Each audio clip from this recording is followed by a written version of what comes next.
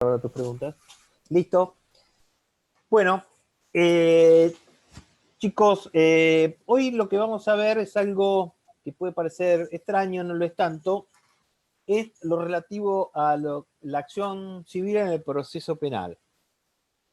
¿De qué se trata esto? Bueno, ustedes, de acuerdo a lo que hemos visto hasta el presente, cuando se realiza una conducta que es típica, antijurídica, culpable y punible, nace para el Estado lo que es un derecho subjetivo a castigar ese delito, de manera que la persona que lo cometió y otras terceras personas no vuelvan a cometerlo, y de esa manera pacificar, ¿no es cierto?, la sociedad que fue conmovida por la comisión de esa conducta antijurídica. Eso, en definitiva, es lo que produce la comisión de lo que denominamos un delito. Pero a su vez, esa misma conducta generadora o que ha sido tipificada como el delito, puede afectar un derecho privado. En ese caso, vamos a hablar que ha producido ese hecho un daño a un interés privado. Es decir, más allá de ese daño concreto que ha provocado a la sociedad, a un bien jurídico que está tutelado específicamente por una norma penal, ha provocado un, ¿no es cierto?, daño que, de acuerdo a las normas del derecho privado, reconoce la indemnización por los daños. Para eso debemos recurrir a lo que es el concepto de daño. Es decir, y nosotros lo vamos a encontrar en el artículo 1737 del Código Civil y Comercial, que establece que hay daño cuando se lesiona un derecho o un interés no reprobado por el ordenamiento jurídico que tenga por objeto el patrimonio o un derecho de incidencia colectiva. Entonces, cuando nos encontremos en una situación de estas características, nos encontramos concretamente con que el hecho que se ha producido es fuente generadora de dos responsabilidades. Una responsabilidad penal y una responsabilidad civil. Para que, por supuesto, exista, se pueda llevar adelante esta reparación civil originada en un delito, es necesario que exista un delito doloso o culposo, que exista, que ese delito haya provocado un daño y que exista una relación de causalidad entre el delito y daño. Bien. ¿De qué normas de nuestra legislación aparece de esta posibilidad? Es decir, algo que ustedes tal vez, esta fuente de generadora tal vez de ambas responsabilidades, tal vez no lo han, no se han detenido mucho al ver el código civil o el Código Civil y Comercial. Tal vez algunos que recientemente puede haber cursado, no sé, daños, haya encontrado alguna referencia puntual, es decir, que esta situación, que un delito penal genere a su vez lo que es un delito de naturaleza civil sujeto a indemnización. Lo novedoso que hoy les voy a contar es que ese reclamo por la cuestión civil, la afectación de ese daño, se puede hacer tanto en ámbito civil, como parece corresponder, porque se trata de una jurisdicción específicamente establecida a ese efecto, pero concretamente también se puede reclamar en el mismo proceso penal en el cual se está ventilando el delito que ha generado ese daño. El artículo 1774 del Código Civil y Comercial establece que la acción civil y la acción penal resultante del mismo hecho pueden ser ejercidas independientemente, es decir, una en sede civil y una en sede penal, en la sede correspondiente, pero cuando configure el hecho generador de la responsabilidad civil configure al mismo tiempo un delito criminal, la acción civil también puede interponerse ante los jueces penales conforme a las disposiciones de los códigos procesales. ¿Qué significa esto? Que el derecho procesal, ¿no es cierto?, el Código Civil y los derechos, las legislaciones procesales, dan dos posibilidades ante un hecho generador de responsabilidad que a la vez sea un delito. Es decir, que el reclamo se haga en un proceso independiente, en una sede distinta, en una sede civil, o se haga en el mismo proceso donde está, decíamos, ventilando la cuestión en orden al delito penal.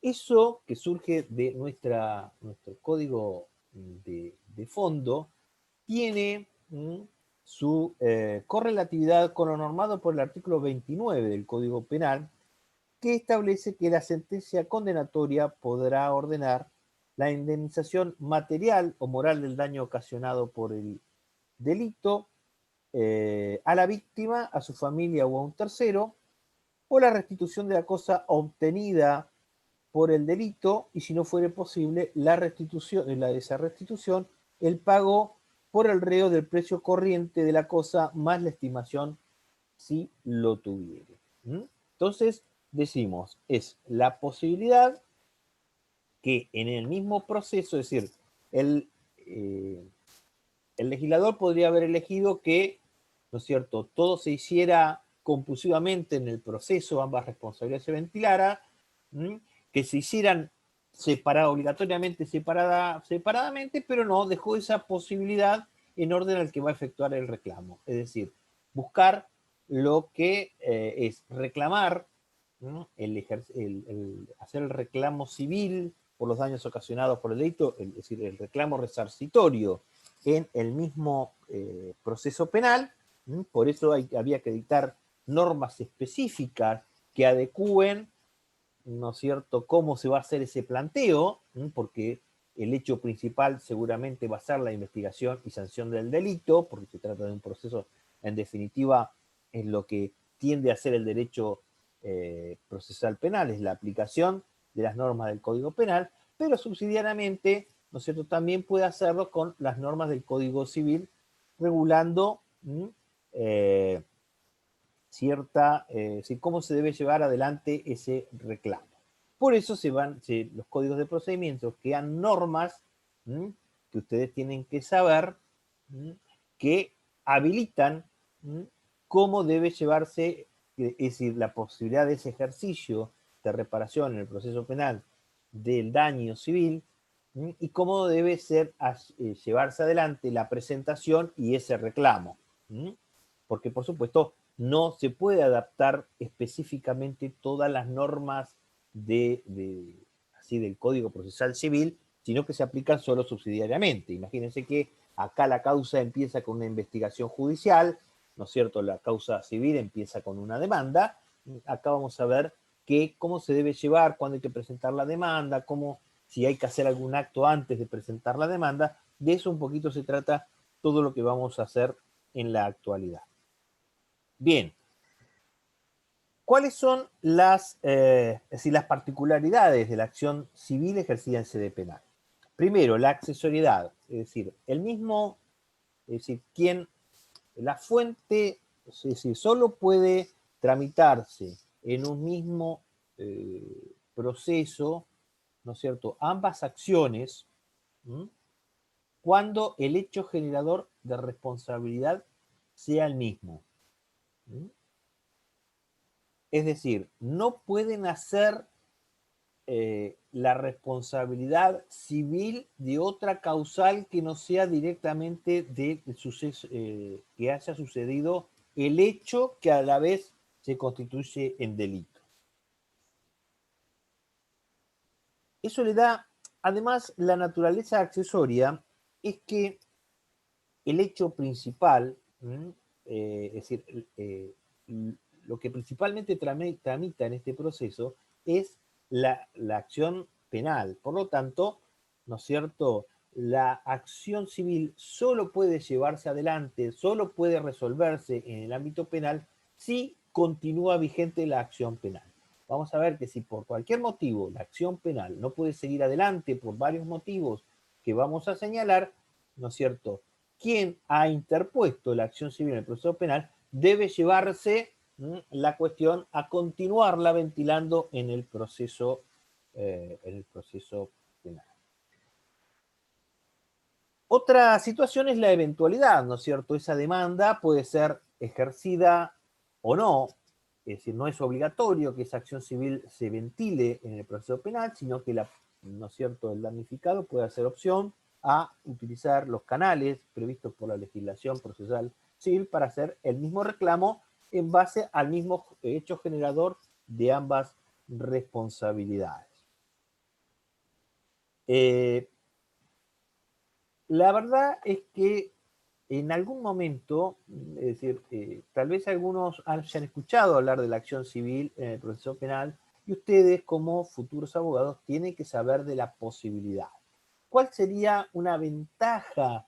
Una ventaja que podemos decir dogmática de la realización de decir que lo relativo a ambas responsabilidades, donde hay mucha comunidad de prueba, es decir, hay muchas situaciones que hacen a la materialidad y a la responsabilidad del imputado, son comunes tanto en el ámbito civil como en el proceso penal. Ustedes imaginen testigos, pericias, ¿no es cierto?, que determinan si realmente quién fue el responsable, si se sucedió el hecho y quién fue responsable de que suceda.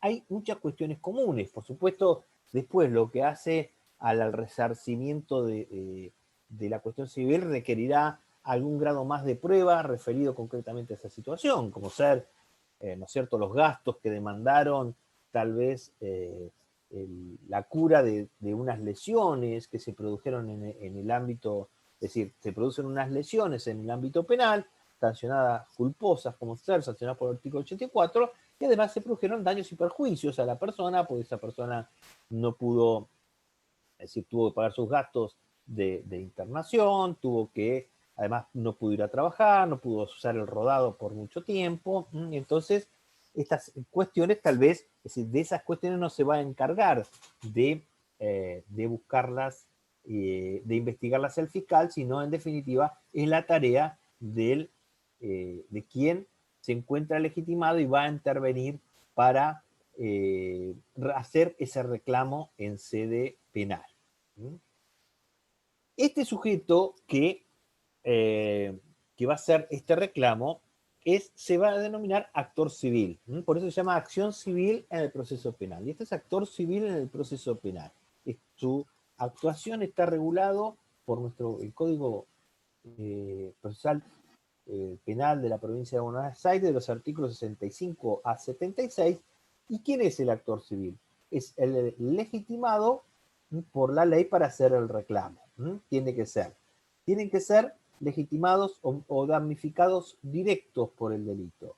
Es decir, la víctima, si ha sido la víctima, sus herederos o representantes legales. No puede intervenir para reclamar la indemnización de daños en el proceso penal aquellos que hayan sufrido perjuicios indirectos por el hecho.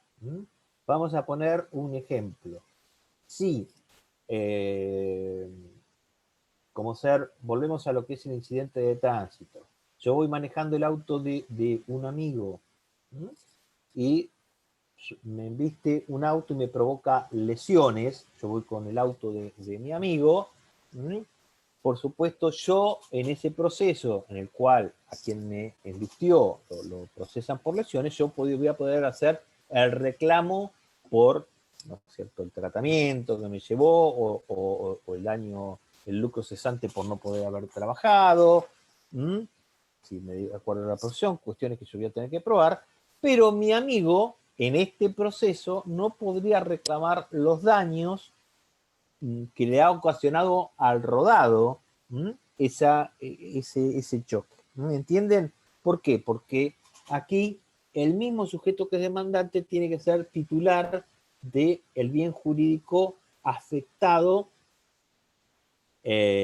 afectado por la norma penal, es decir, cuyo bien jurídico está contemplado en la ley penal. Por eso hay que ser, se habla que el actor civil debe ser un afectado directo por el delito, no un afectado indirecto. Ustedes seguramente vieron que el particular damnificado, que tiene otro rol en el proceso penal, busca, ¿no es cierto?, es más amplia su legitimidad porque puede actuar aún habiendo sufrido a consecuencia de un delito un daño directo o indirecto. Pero esa posibilidad de que ese particular damnificado actúe en ese mismo proceso como actor civil se va a es decir, extremar, va a ser más extrema la exigencia porque ya si se trata de un damnificado indirecto, puede ser particular damnificado, pero no puede ser actor civil en el proceso penal. Acá me detengo con este sujeto procesal, decíamos el actor civil en el proceso penal. Ahora, ustedes no lo deben confundir ni lo que es el actor privado, ni lo que es, ¿no es cierto?, que ya lo vamos a ver la clase que viene, que es para los delitos denominados de acción privada. No lo deben confundir con el particular damnificado, cuyo rol es diferente, su intervención al proceso es diferente. No lo deben confundir con el querellante de acción pública, que es el acusador particular, que no es un sujeto que su actuación está delimitada al ámbito del Código de Nación. Este sujeto, decíamos, va a intervenir, que es naturalmente la víctima, el legitimado, y va a ser representado por un profesional, ¿no es cierto?, en el proceso penal, y lo único que va a buscar directamente en el proceso es acreditar esto es importante porque es la única función que hace a las facultades que tiene el actor civil en el proceso penal.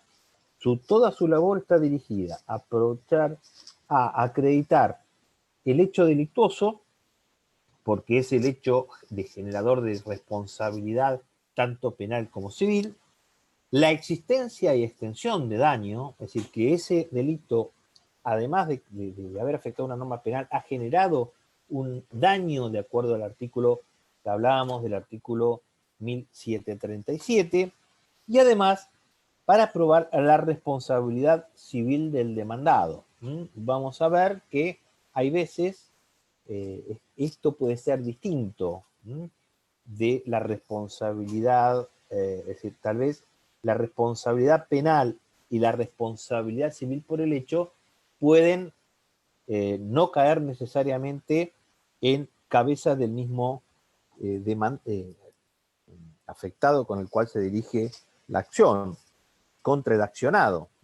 ¿Por qué? Porque vamos a ver que, de acuerdo a las normas del Código Civil, hay sujetos que están obligados a es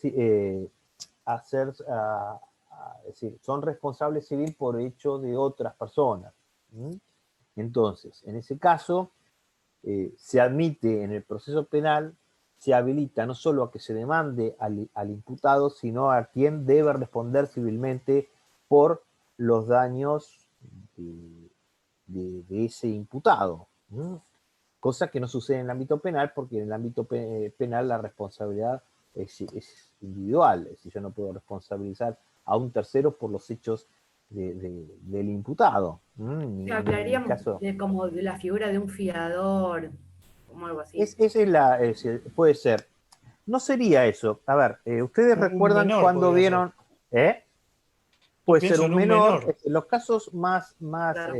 Cosas son el menor y el hecho de los dependientes, ¿no es cierto?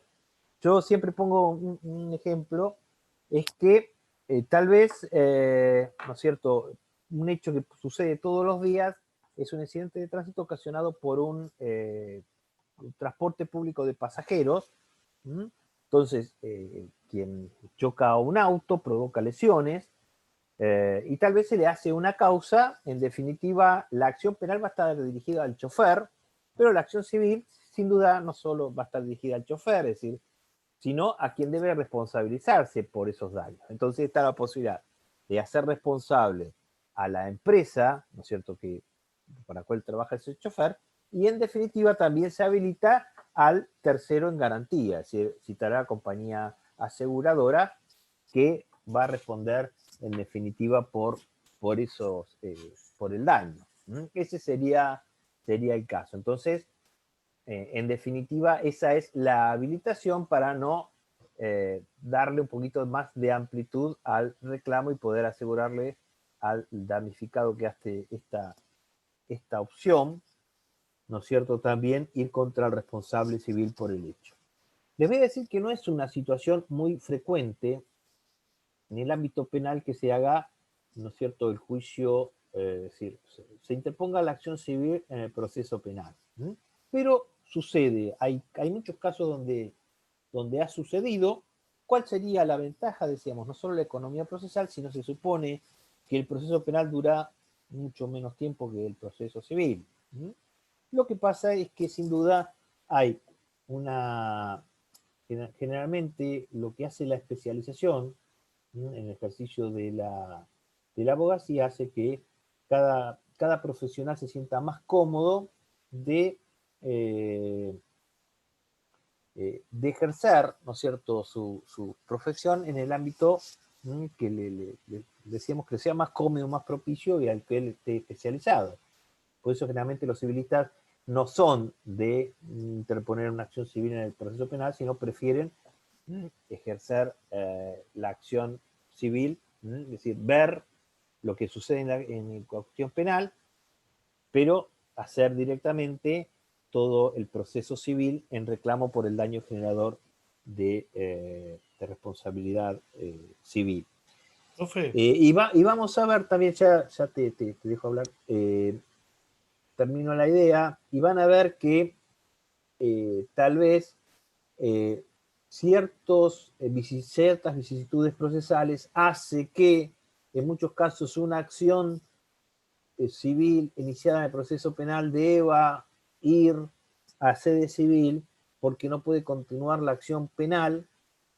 Entonces hace eso, aumenta, ¿no es cierto?, esa sensación de decir, más vale, yo no me voy a encontrar con una sorpresa que empecé en un proceso y lo tenga que llevar a otra sede, y directamente hago en sede civil, sigo en sede civil, que cada una vaya en su sede independiente. Vamos a ver que las normas del mismo Código Civil, que vamos a hablar al finalizar la clase, o en la última parte de la clase, hacen, ¿no es cierto?, establece ciertas normas para evitar que la decisión que se dicte en ambos procesos no sea incongruente, no sea contradictoria, ¿no es cierto? Va a crear una suerte de supremacía de decisión sobre determinadas cuestiones para evitar resoluciones contradictorias entre ambas jurisdicciones.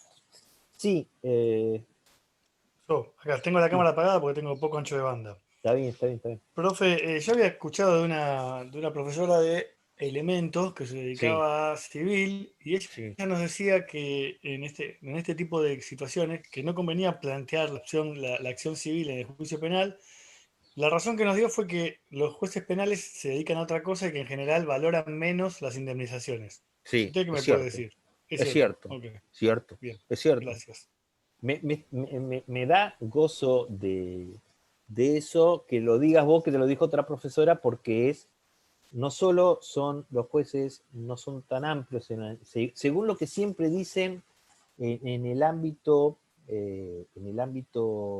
civil, quienes ejercen en sede civil, que las indemnizaciones no son tan amplias, las regulaciones de honorarios no son tan buenas, y cierto es que los jueces penales le dan prioridad a otra cosa y no se detienen, y no están especializados en cuestiones civiles. A ver, tal vez en algún momento habría que pensar en que sea en el mismo tribunal que resuelvan las otras cuestiones, pero para eso hay que preparar a los jueces para que estén preparados para resolver en otras cuestiones. Yo me acuerdo no hace mucho que nos contaba el profesor Binder, en que él estaba trabajando en un proyecto de legislación para Bolivia, en el cual se estaba estableciendo que en un mismo proceso de familia, ¿no es cierto?, la misma jueza de familia pueda resolver los delitos cometidos en situaciones de violencia familiar. Se le da competencia penal para resolver esas cuestiones también. Así que tampoco es tan difícil a ver, no es una cuestión mágica de establecer las indemnizaciones. A ver, los jueces civiles tampoco son genios. Muchas veces ya se utilizaba una serie de tabulaciones. Yo cuando era joven y me recibí, más o menos la muerte de una persona que no tenía ninguna expectativa profesional, ¿no es cierto?, que no fuera un jugador de fútbol, que aspiraba joven y que iba a ser brillante en su carrera, se tabulaba como el valor de un departamento de tres ambientes. Más o menos era el valor que todos estimaban que era lo que se regulaba. Es decir, hay posibilidad de tabular esa situación, pero vos lo que dijiste es cierto. Muchos abogados por eso dicen, vamos a que corra la cuestión penal y yo voy a la cuestión civil, pero decíamos, yo generalmente esto que vos te adelantaste, pero te digo, la verdad estoy muy contento porque si no parece que como que yo solo lo digo, porque es una de las cosas que hace que haya muy pocas acciones civiles en el proceso penal. Yo siempre les digo, el día de mañana ustedes son los que tienen que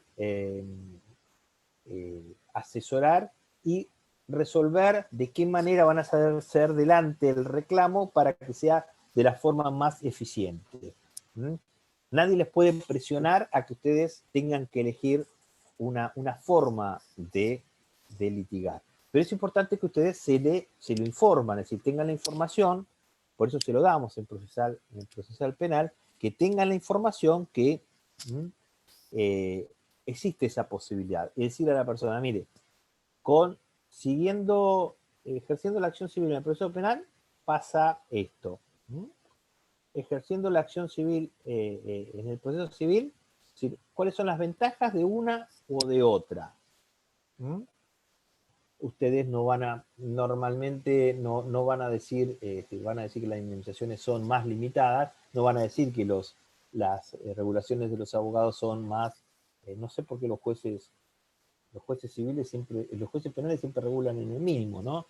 Los jueces civiles utilizan mucho mejor todo lo que es la ley de regulación de honorarios, es decir, lo que establece el código a veces es el mínimo y no necesariamente el máximo de la indemnización. Doctor, sí. ¿Hay alguna posibilidad de que por la magnitud de la importancia del daño por fuera de atracción lo haga de oficio?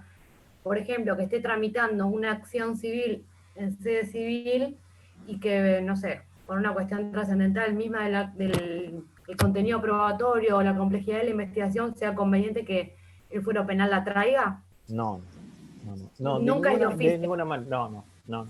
No porque, es decir, acá, es decir, en esta parte debemos recordar que son dos acciones que nacen del mismo delito, pero tienen una naturaleza distinta. Una es una acción pública, digamos, y la otra es una acción privada. La acción pública está a cargo de un órgano estatal, que es el fiscal, y la acción privada está a cargo del legitimado, de quien tiene el derecho privado. Nunca se va a hacer. Sí, lo que pasa es que por eso en muchos casos hay celeridad procesal. Ustedes imagínense que los testigos del hecho que van a declarar ante la policía en sede civil, en sede penal, también lo van a hacer, si son los testigos presenciales del hecho, lo van a hacer en sede civil. Entonces, ¿para qué hacer por la misma cuestión, hacer dos tipos de audiencia, ¿no es cierto? Entonces, pero sin duda eso por ahora sigue siendo una facultad, decíamos, estas limitaciones, como decíamos, de la práctica, como lo que dijo el compañero ahora, que hace que no sea alentador para quien tiene que asesorar a su cliente, decirle vamos a sede penal para obtener una indemnización menor. Y también, decíamos, otros avatares que vamos a ir viendo, hacen que los abogados se sientan más cómodos siguiendo la cuestión penal en sede penal y la cuestión civil en sede civil. ¿Y cómo puedo hacer yo para estar atento a lo que sucede en la cuestión penal? Bien. Decíamos que el actor civil y el particular damnificado son dos sujetos distintos. El actor civil lo que busca es obtener el resarcimiento por los daños ocasionados por la conducta delictiva. El particular damnificado lo que busca es la condena del imputado por el delito. Ustedes ven que va a coadyuvar con la actuación del fiscal, es decir, les va a dar información, si no la tiene va a colaborar, o en ciertos casos él se va a convertir en quien ejerza la acción pública. Por eso se hace en el proceso penal. Por supuesto que es el mismo sujeto. Pero ¿por qué es importante que quien revista la calidad de actor civil sea a la vez particular damnificado en la cuestión penal? Es decir, ya sea que la acción civil esté impuesta en sede independiente a donde se ventila la cuestión penal o en la misma, es importante que la víctima se constituya en ambos roles, en particular damnificado y en actor civil. ¿Por qué? Porque hay muchas cuestiones que puede resolver el juez o la jurisdicción y que, relativas a la cuestión penal, que pueden tener influencia sobre la resolución de la cuestión civil y que si yo no revisto la calidad de particular damnificado no las puedo recurrir, las puedo recurrir y si fuera actor civil no las puedo recurrir. Un caso notorio como ser el sobreseimiento. Es decir, el juez dicta, si yo me presenté como actor civil y el juez dicta el sobreseimiento del imputado, el fiscal no lo apela y yo no lo puedo apelar como actor civil. Si soy particular, ¿por qué?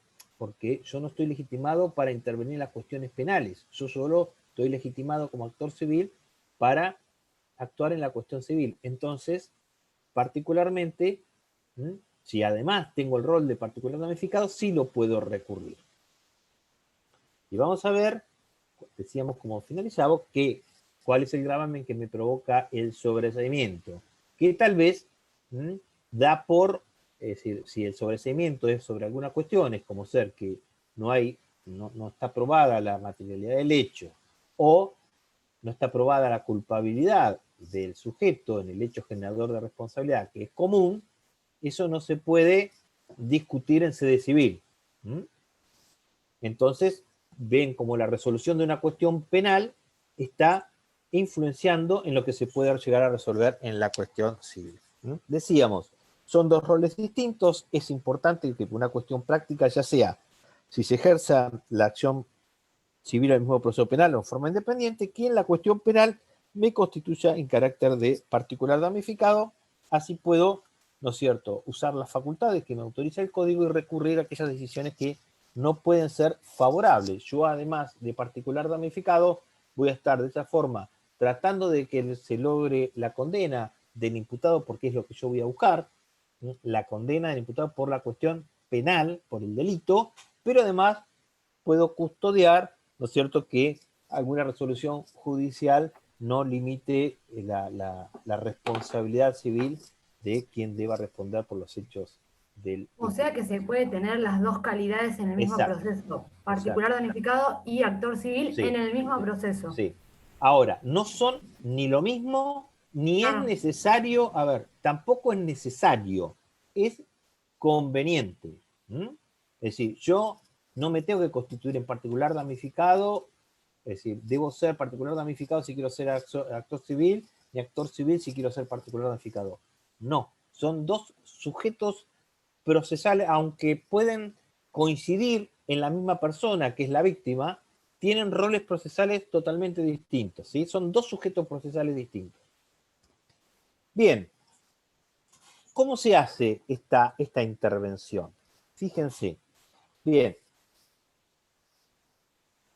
quien desee ser legitimado como actor civil en el proceso penal y se encuentre legitimado, es decir, sea el damnificado directo, herederos o representantes legales, se debe presentar en la investigación que se está llevando adelante en el ámbito, tanto en el ámbito de la provincia de Buenos Aires como en el Código de Nación, por ahora, ¿no es cierto?, ante el juez, y debe constituirse en calidad de parte. Decíamos, es un sujeto eventual del proceso, porque puede estar o no puede estar, es decir, decíamos, es eventual como la misma característica de lo que es la acción civil en el proceso penal. ¿Qué debe indicar? Esa presentación se tiene que hacer ante el juez de garantías. ¿Por qué? Porque el juez de garantías, recuerdan, de acuerdo al artículo 23, es el quien tiene la facultad o tiene la labor de aceptar o incorporar al proceso a las partes eventuales. Yo también, si quiero ser particular damnificado, me tengo que presentar ante el juez de garantías y actor civil ante el juez de garantías. Me tengo que hacer una presentación que se denomina instancia de constitución en calidad de parte. Es decir, yo no tengo que presentar la demanda, me tengo que constituir en calidad de parte. Bien, ¿qué debo indicar en esa presentación? Esto lo regula el artículo 66 del Código de Procedimientos en lo Penal de la provincia de Buenos Aires. Debo indicar las condiciones personales de quien se está presentando, es decir, puede hacerse personalmente con patrocinio letrado o con mandatario. El proceso al que se refiere la presentación, por supuesto que esto tiene un carácter meramente práctico, dado que como el fiscal, es decir, yo le tengo que decir en qué investigación penal preparatoria me estoy presentando, porque no es una causa que está tramitando ante el juzgado, sino que interviene el juzgado. La investigación tramita ante la fiscalía, ¿sí? Entonces, si me tengo que decir, me presento aquí con relación a la investigación penal preparatoria número tal, en la cual decido tener la calidad de actor civil. Y deben hacer una indicación sumaria de los motivos en que se justifica esa presentación. Es decir, se debe indicar en qué se funda la acción, el daño que se reclama, daño material, daño moral, y a qué título. A título de víctima, de heredero. Bien, de esa presentación, el juez va a hacer lo que se denomina un juicio de admisibilidad, es decir, una resolución donde decide si lo admite en calidad de actor civil o no lo admite.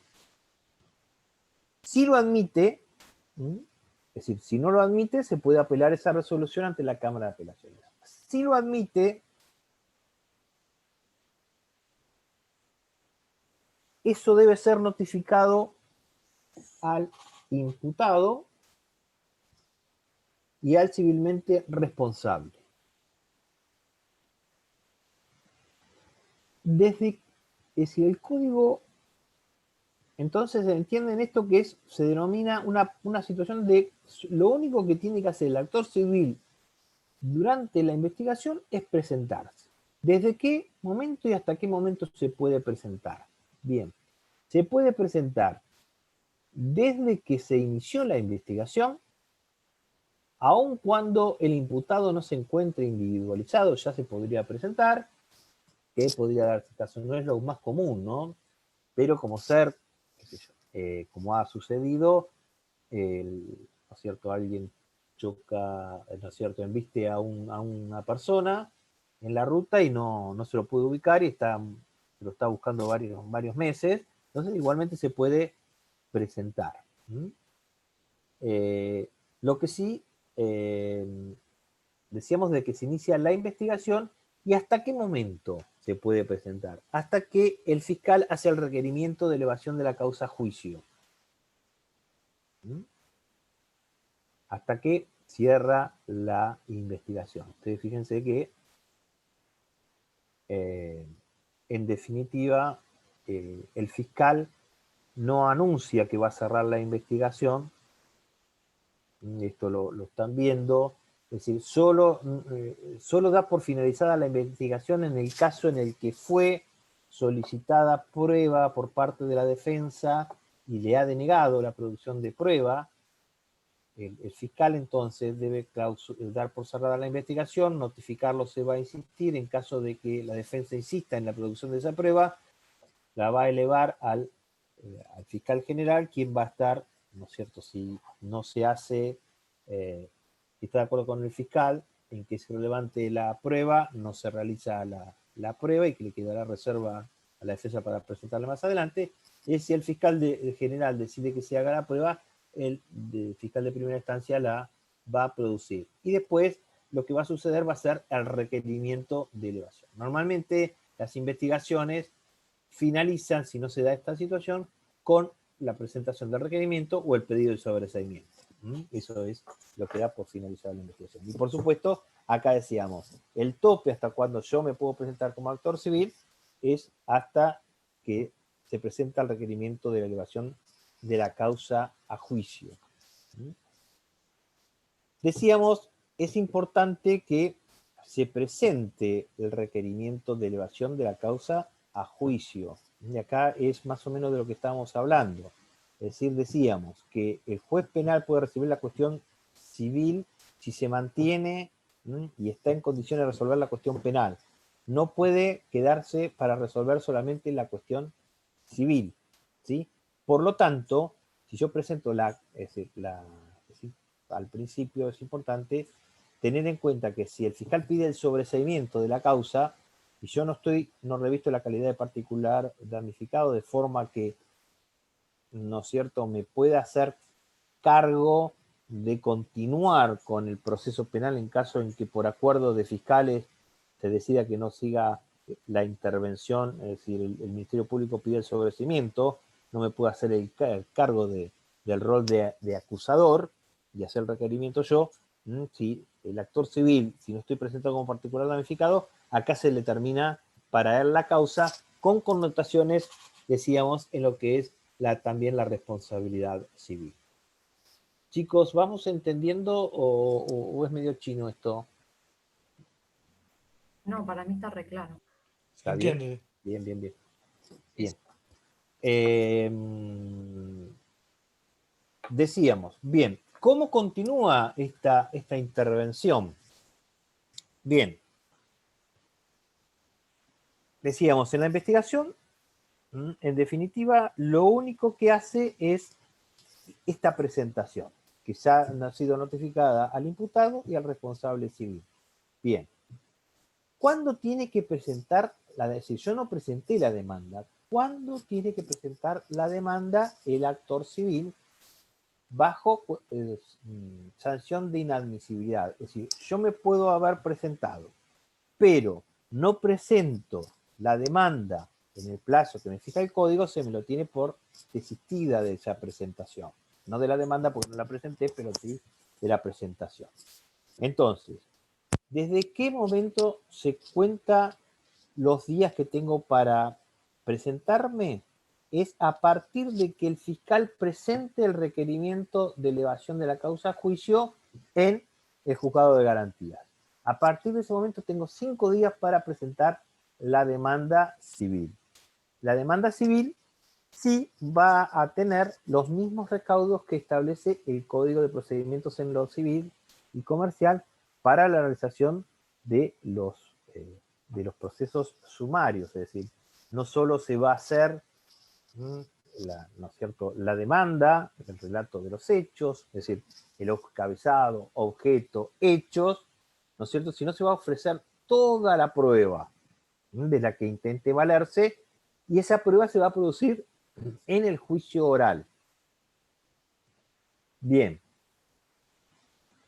Esto trae, ustedes van a ver en mi trabajo, en lo que ustedes tienen en el campus, yo hago, creo, cierta referencia, pero tal vez se encuentren con alguna referencia que tiene el logo, el libro de Falcone, Falcone hace referencia a esta cuestión que tal vez la ley debió elegir otra forma para que se haga la presentación. ¿Por qué? Porque, en definitiva, de la presentación de la requisitoria fiscal, al actor civil no se le notifica. Entonces tiene que estar controlando inmediatamente, por supuesto ahora con las presentaciones electrónicas y la posibilidad de acceder, uno lo puede controlar todos los días, pero tal vez sería más puntual decir, bueno, hay una situación en la cual va a quedar perfectamente notificada el actor civil, por lo tanto sabe que de ese momento cuenta con 5 días. ¿Y cuál es otra cuestión? Vamos a ver que a partir de la presentación del actor civil de la demanda, se va a dar traslado por 6 días al demandado civil, sea el imputado o el responsable civil, y la compañía de seguros si está presentada. Tienen 6 días para responder, ofrecer su prueba y presentar las excepciones de las cuales intente valerse.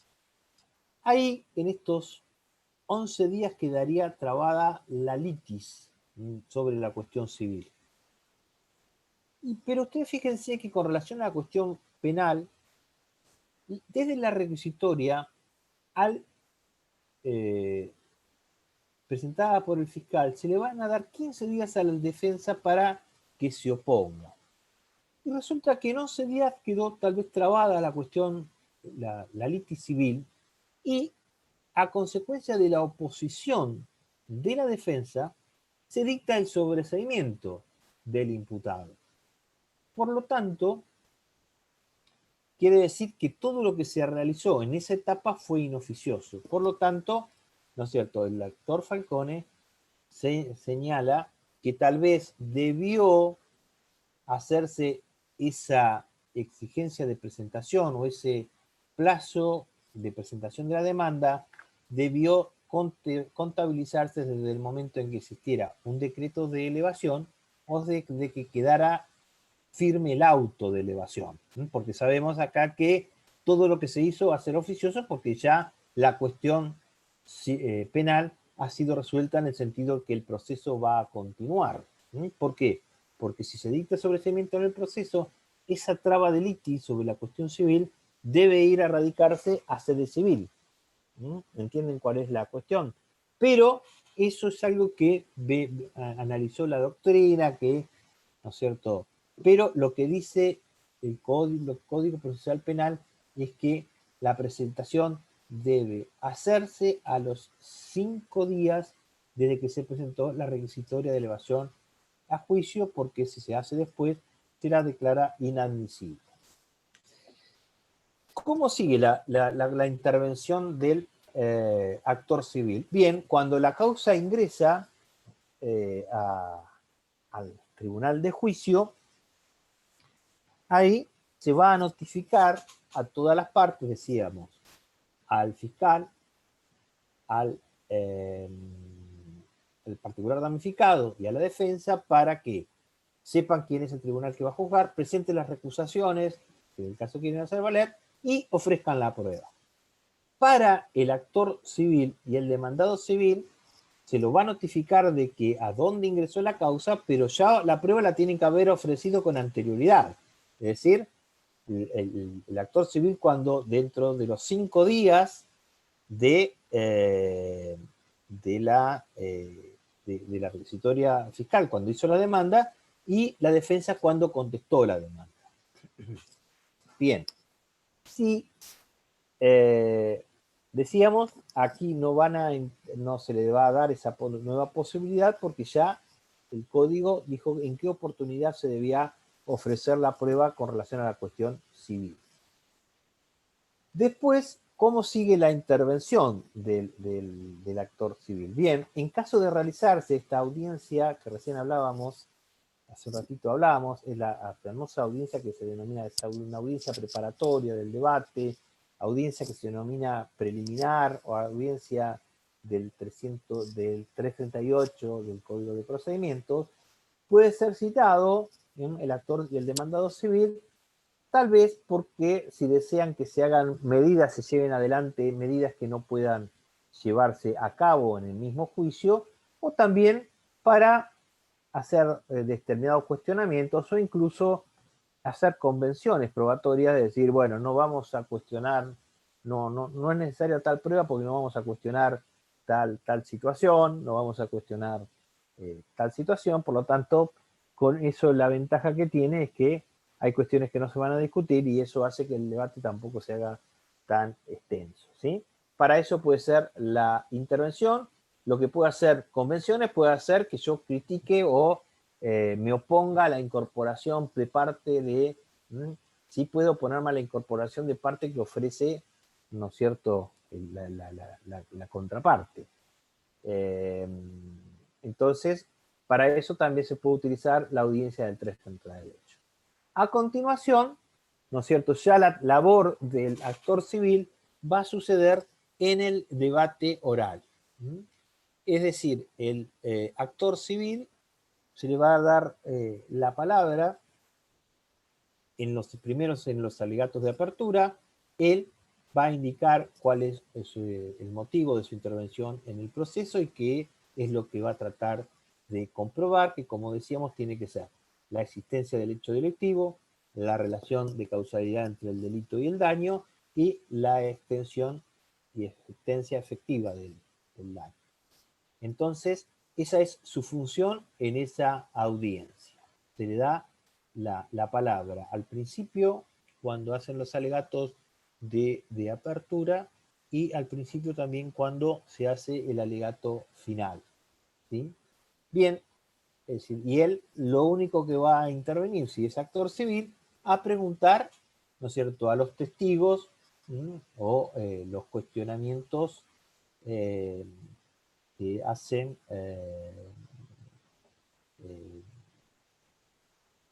se hacen en sede, es decir, relativos a la cuestión civil. No puede intervenir preguntando a testigos sobre cuestiones de responsabilidad penal o otra cuestión. Es decir, sí, en cuanto a la existencia del hecho, porque él también, su función es probar la existencia del hecho. O sea Ustedes... que puede examinar, contraexaminar, hacer un redirecto, se está representando, obviamente Sí, con sí, sí, sí, sí. representación. Sí, sí, pero solo sobre la cuestión civil, sobre la prueba Es civil, decir, ¿sí? ¿Sí? Ustedes no sé si alguno, yo soy de otro siglo, ¿no? Pero alguno recuerda un caso de María Soledad, una chica que asesinaron en Catamarca, donde se hizo Yo un existía juicio, en esa época, profesor. ¿sí? ¿Usted recuerda cuando, bueno, recusaron al tribunal porque emitió adelantó la opinión, se consideró que había emitido opinión, y lo había hecho el actor civil, es decir, ese reclamo lo hizo el actor civil, pero tenía un rol distinto a lo que es el actor civil. Acá en la provincia de Buenos Aires eso no lo podría haber hecho porque en ese momento se estaba discutiendo una cuestión penal, ¿no es cierto? Entonces no lo podría haber hecho. Acá sí lo podría haber hecho el particular damnificado, no el actor civil. Evidentemente, en ese momento el Código Procesal de Catamarca tenía otras facultades, pero por ahí le puede resultar significativo para hacerse una idea de lo que puede o no cuestionar el actor civil. Decíamos, él solo tiene que inmiscuirse, es decir, y lo que va a alegar, es decir, al finalizar el juicio, cuando... Uno de los miembros del tribunal le hacía señas al otro, ¿no? Claro, le hacía señas al otro, es decir, Claro. un miembro del tribunal presidente se acercó la oreja a uno, ¿no es cierto?, para preguntarle qué decidían, y después acercó la oreja al otro, el que tenía a la izquierda. Cuando le estaba acercando la oreja a la izquierda, el juez que estaba a la derecha es como que le hace un gesto al tercer juez también, como que dijera que no. Entonces se consideró que habían emitido opinión o lo había influenciado, habían emitido opinión. Bueno, esa fue la incidencia. ¿Sí? Esa fue la incidencia. Bien, decíamos que cuando hace el alegato de finalización va a ser los argumentos tendientes a demostrar la existencia de prueba relativa a la existencia del delito, a la relación de causalidad entre el delito y el daño, y en la existencia y extensión del daño. Ese mérito de la prueba y argumentación sobre la misma es la que va a ser en el alegato final. Y sobre la sentencia, eventualmente sobre la sentencia que se dictara, si él no reviste a la vez carácter de particular damnificado, solo podría apelar cuestiones relativas a la acción civil que fuera resuelta por el tribunal, es decir, si no le hace lugar, si no lo hace en el monto correspondiente. Eso es lo único que habilitaría la posibilidad o su legitimación, dispararía su legitimación para cuestionar la sentencia definitiva. Es decir, si no es a la vez particular damnificado, no podría recurrir ninguna otra cuestión. Bien, esto es con relación a, en el desarrollo del proceso penal, cómo se hace la presentación, cómo se hace la demanda, dónde se ubica la demanda, dónde se traba la litis, cómo es la intervención en el debate oral y pública, cuál es la posibilidad o potestad de interposición de recursos. Ahora quedan algunas cuestiones relativas a situaciones especiales que se pueden dar en el proceso penal. Recuerden que decíamos que la causa no puede continuar, la cuestión civil no puede continuar si no se resuelve o está habilitado el tribunal para resolver la cuestión penal a la vez. Es decir, si la causa no llega a sentencia definitiva sobre la cuestión penal, no se puede resolver la acción civil. ¿Esto cuándo se puede dar? ¿Cuándo? Como ser, decíamos, se dicta un sobreseimiento o se produce la fuga, rebeldía del imputado, o cuando se da otra situación que no pueda continuar el proceso, como ser la extinción de la acción penal. Y otro caso particular que se da en la suspensión del juicio a prueba. Ustedes ya lo vieron, ¿no es cierto?, esto de la suspensión del juicio a prueba. Es decir, ¿qué pasa cuando se ha interpuesto? Yo me he constituido en calidad de parte como actor civil, además he presentado la demanda. Resulta que cuando ya nos dirigimos a la fase de juicio, se está preparando el juicio, entre el fiscal y el imputado llegan a un acuerdo de suspensión de juicio a prueba. ¿Qué facultades tiene el actor civil? Muchos de ustedes podrían decir, mire, no hay ningún problema, porque para conceder la suspensión de juicio a prueba es necesario que el imputado ofrezca indemnización, una indemnización a la víctima. Bien, tal vez puede ser así, pero eso no soluciona todos los problemas. ¿Por qué? Porque, en definitiva, lo que exige la ley es el ofrecimiento de reparación del daño en la medida de sus posibilidades. Por lo tanto, aquí, teniendo en cuenta que una sentencia penal puede llevar a la cárcel a una persona, porque aun cuando la pena sea de cumplimiento suspenso, cualquier situación puede llevar que el incumplimiento de las condiciones lo lleve preso, los jueces muchas veces tienen en consideración cuál es la situación patrimonial actual del imputado para ver cuál es el ofrecimiento. Entonces se tiene en cuenta más la voluntad de reparación que la efectividad de la reparación. Por eso es raro que un juez a una persona que no tiene bienes le obliga a vender su casa para pagar la indemnización que exige el artículo 76 bis del Código Penal. Pero por eso se le da la facultad, si el juez considera que de acuerdo a la situación particular del imputado es suficiente la indemnización ofrecida, le va a preguntar al damnificado si acepta esa indemnización. Y el damnificado dirá, mira, no, yo le voy a ir contra sus bienes, su domicilio, o contra los bienes, por supuesto, más cuando voy a ir contra bienes es decir, viene del responsable civil, a mí no me sirve esa indemnización. Entonces, lo que, ¿no es cierto?, le deja reservado, ¿no es cierto?, la ley, la posibilidad de que persiga, no continúe la acción civil en el proceso penal. Por lo tanto, aún ya cuando se encuentra avanzado, ¿no es cierto?, quien ya se estaba preparando para ventilar la cuestión civil en el debate por la cuestión penal, se tiene que, ¿no es cierto?, lograr que la causa pase a sede civil, donde hay que readecuarlo a las normas del Código de Procedimiento, porque no son necesariamente los mismos pasos que se han llevado adelante para la Constitución, sí, las formalidades tal vez sí las formalidades de la demanda y la contestación de demanda, que se ha respetado, pero no en cuanto a tal vez otras formalidades, sí que hay que readecuarlo en el proceso civil. Pero, por supuesto, ya lo ha establecido la jurisprudencia que en caso en que se otorgue la suspensión de juicio a prueba del imputado, como la causa no puede continuar por la cuestión civil, acá no se va a dictar sentencia sobre la cuestión penal, es decir, la cuestión civil debe irse a la sede respectiva. Ustedes fíjense que otro desaliento para quien ha hecho todos los deberes procesales en presentar la demanda, ¿no es cierto? Y resulta, es decir, esto desalienta la posibilidad de presentación y dice, bueno, yo, si acá corro ese riesgo, si lo hago en sede civil no corro ese riesgo, porque lo único que voy a hacer es que voy a poder seguir sin necesidad de esperar la sentencia penal, si se concede la suspensión de juicio de prueba, voy a poder seguir con la cuestión civil.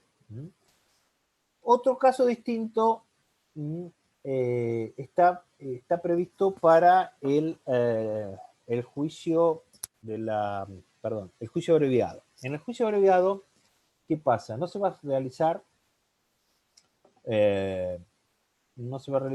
la audiencia de debate y por lo tanto no se va a recibir prueba en esa audiencia de debate. Para resolver la cuestión penal no es ningún inconveniente porque la cuestión penal se va a resolver en base a las constancias de la investigación penal preparatoria. Pero ¿qué pasa? En la investigación penal preparatoria no está la prueba que ofreció, ¿no es cierto?, el actor civil una vez presentado el requerimiento de elevación. Cual mucha de esa prueba está ofrecida para ingresar por lectura al debate o producirse en el debate. Entonces, en este caso, si se llega a un acuerdo de juicio abreviado, se dan dos posibilidades. Una es que las partes de común acuerdo se lleven el conflicto a sede civil, o segunda posibilidad, a que se haga una audiencia, una sola audiencia, tendiente a hacer la discusión, la recepción de la prueba y la discusión sobre la cuestión civil, y en ese caso, al llevarse a cabo esa audiencia, el tribunal que va a dictar sentencia sobre la cuestión penal se encuentra también facultado para dictar sentencia sobre la cuestión civil. ¿Vamos bien hasta aquí? Y por último... ¿Podrías repetir la primera opción? Sí, Las partes la primera opción es que las partes se pongan de acuerdo para llevar la litis a sede civil.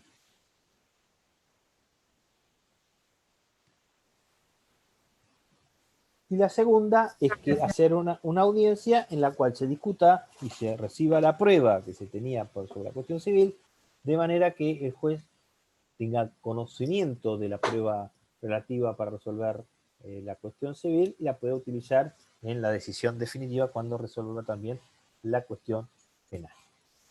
Y ahora sí vamos a ingresar a una cuestión que es la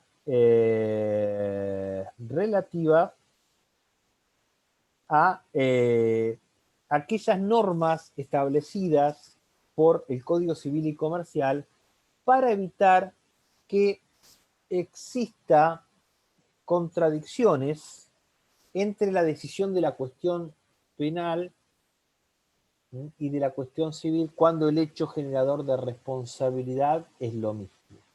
¿Y qué establece entonces? Que En primer lugar, lo que se denomina la suspensión del dictado de la sentencia sobre la cuestión civil. Dice el artículo 1775 que si la acción penal precede a la acción civil o ha sido intentada durante su curso, el dictado de la sentencia definitiva debe suspenderse en el proceso civil hasta la conclusión del proceso penal, con excepción de los siguientes casos. ¿Cuáles son estos casos? Si median causas de extinción de la acción penal.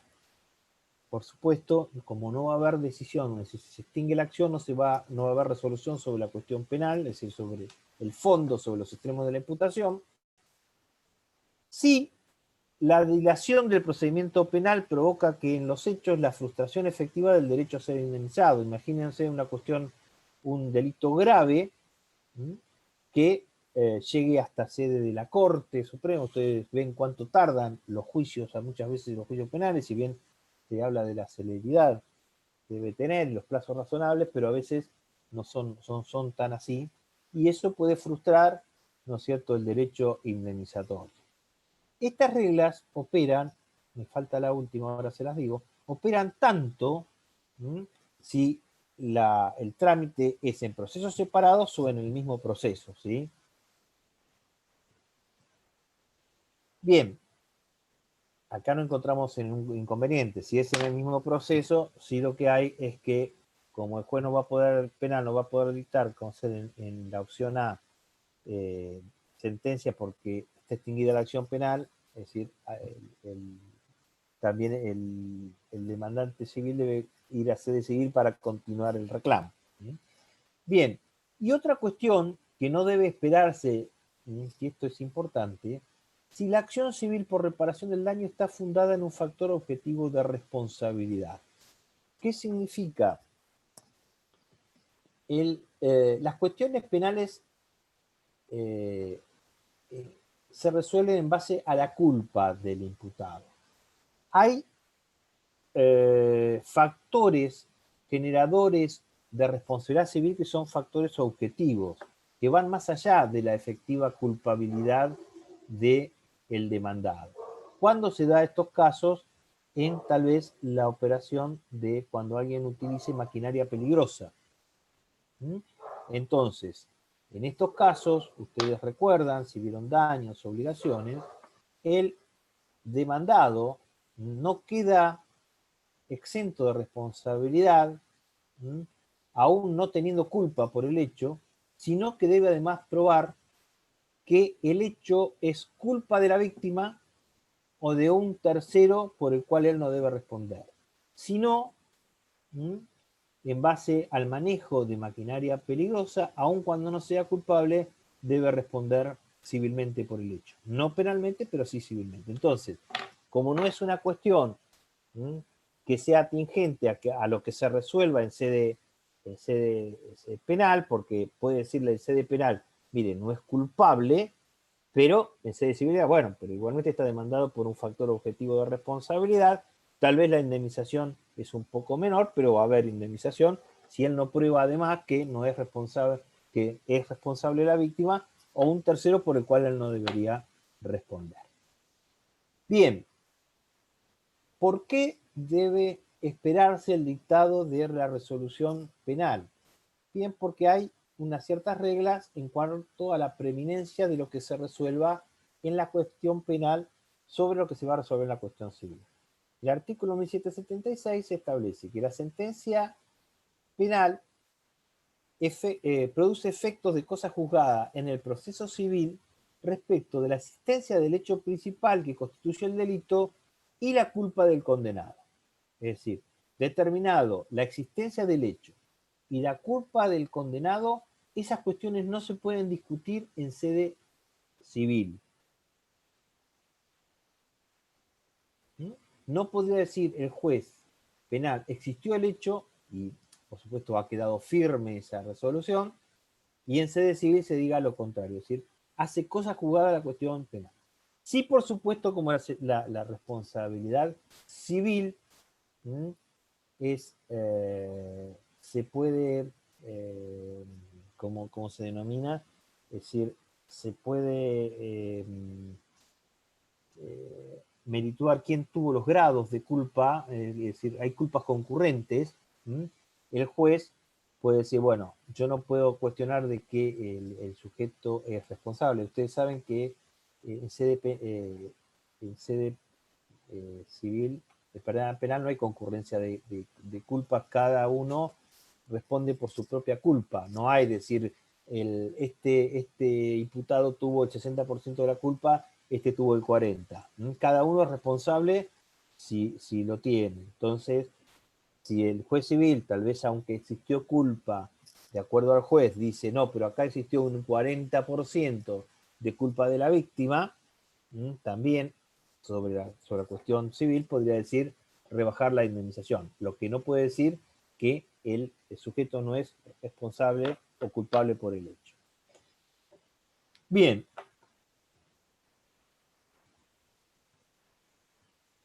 Eso es cuando existe condena. Cuando existe absolución, la circunstancia depende. La inexistencia del hecho, la inexistencia de autoría y de responsabilidad penal. Dice, si la sentencia penal decide que el hecho no existió o que el sindicado como responsable no participó, esas circunstancias no pueden ser discutidas en el proceso civil. Si en la sentencia penal decide que un hecho no constituye delito penal o que no compromete la responsabilidad penal del agente, en el proceso civil puede discutirse libremente ese mismo hecho en cuanto generador de responsabilidad civil.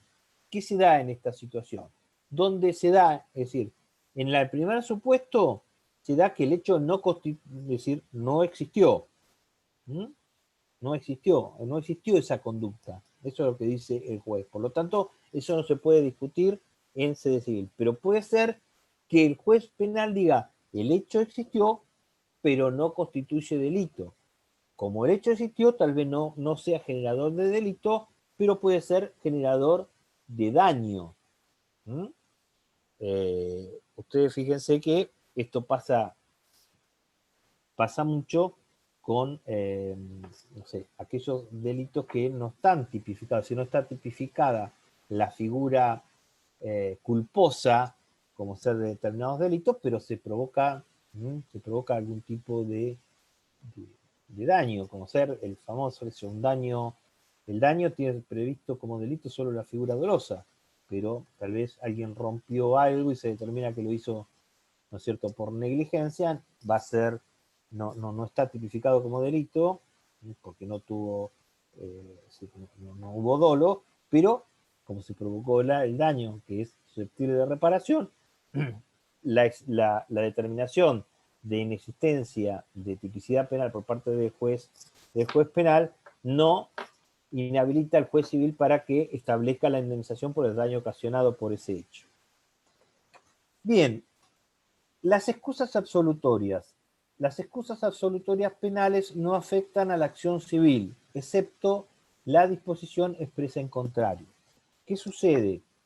Ustedes recuerdan que hay ciertas situaciones que por razones de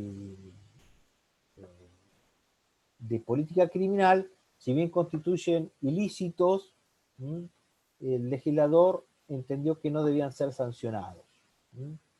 En un caso particular, las excusas absolutorias son como ser los hurtos que se provoquen, ¿no es cierto?, o estafas que se provoquen entre convivientes.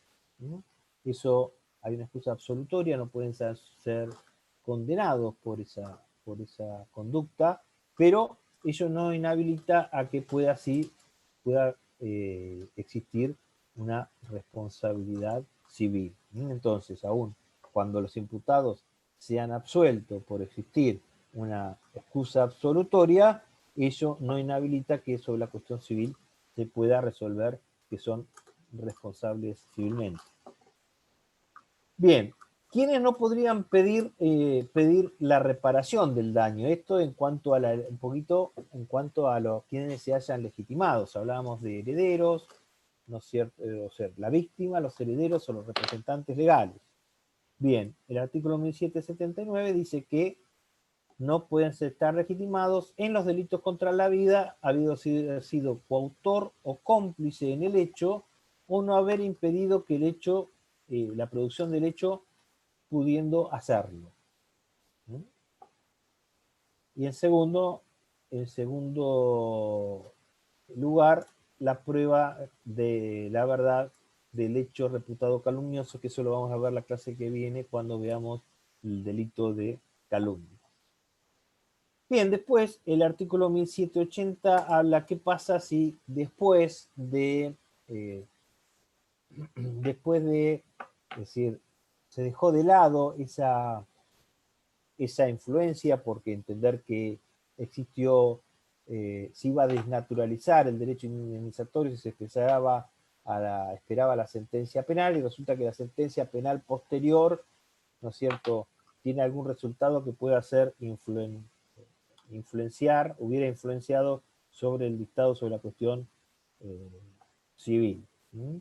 Ahí explica el procedimiento, me parece que no es importante. Si ustedes lo quieren tener el día de mañana para la práctica, y habla en qué casos, es decir, como principio ya se produjo la situación de cosa juzgada, salvo que se den algunas excepciones que en 3 incisos establece el artículo 1780. ¿Mm? Bien, con esto damos por finalizado lo que es la acción civil en el proceso penal. La clase que viene vamos a ver el proceso o el juicio por delitos de acción privada. Si les quedó alguna cosa en el tintero y me la quieren plantear, la clase que viene. Si alguno quiere plantear alguna cosa que no ha entendido sobre algún otro tema, es la oportunidad también para hacerlo, porque va a ser la última clase que nos vamos a ver. Igualmente yo me ofrezco para que, si usted cualquiera me quiere consultar a través de cualquier medio, o si quieren que organicemos un Zoom para algunos, no sé si es un grupo que quiere ¿no es cierto?, hacer unas preguntas. Yo sé que eso se lo dejo en cabeza de ustedes, pues no puedo fijar yo una fecha, porque sé que ustedes no es la única materia que están cursando, que están preocupados por otros exámenes que se van a dar, ¿no es cierto?, al mismo tiempo que cursar el penal. Bien, ¿alguna duda? Bueno, nos estamos viendo entonces el martes que viene. Muchas gracias por la participación. Nos estamos viendo. Gracias, Hasta luego. profe. Chao, Gracias. profe, gracias.